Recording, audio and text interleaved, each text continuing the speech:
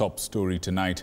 President William Ruto has vowed to fight corruption in his regime, putting stringent measures which will include digital procurement processes as a way of combating corruption. He urged independent institutions responsible for combating graft to intensify their efforts, while at the same time expressing frustration with a delay by Parliament in passing the Conflict of Interest Bill.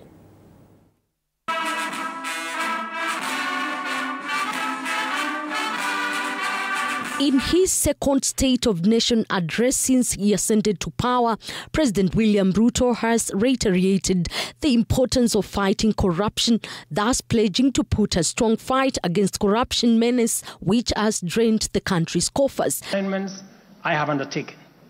This fight against corruption is one I now take on with resolve going forward.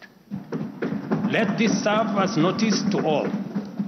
Independent institutions charged with this responsibility must up their game, pull up their socks, and match up to the expectations of the people of Kenya.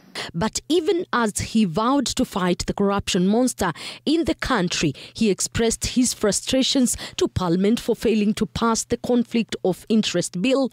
Members, it is also unacceptable for the Houses of Parliament to deny the nation a much-needed instrument in the war against corruption by continuing to sabotage the passage of the Conflict of Interest Bill.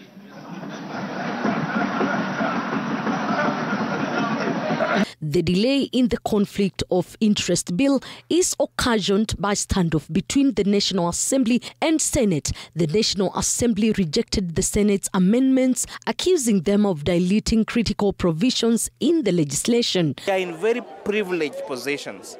We earn a very hefty salary. We do not need to do those tenders in government. Let us leave them for other people so that we do not have conflict of interest when you're oversighting the executive. Track in terms of curbing and in fact eliminating it. It should be a zero tolerance environment or country. But what we are saying, the bill also should be realistic. So yes, we support the president on the matters to do with fighting corruption, but we have to ensure that we've got the right tools, properly drafted, so that when we sail it through, it actually achieves the purpose.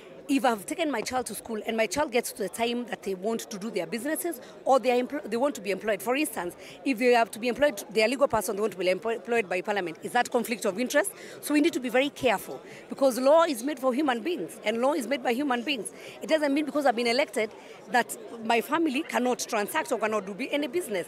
The president now is insisting on the need for all relevant institutions to work together to ensure that they combat the menace in the country.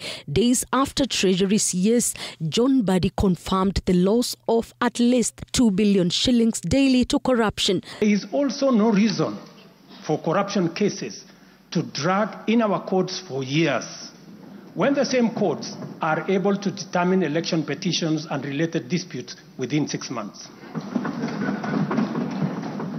The president also directed National Treasury to implement the long-awaited e-procurement system by the end of the first quarter of the year 2025. He lamented that the Treasury has delayed the implementation of the system for nearly a decade.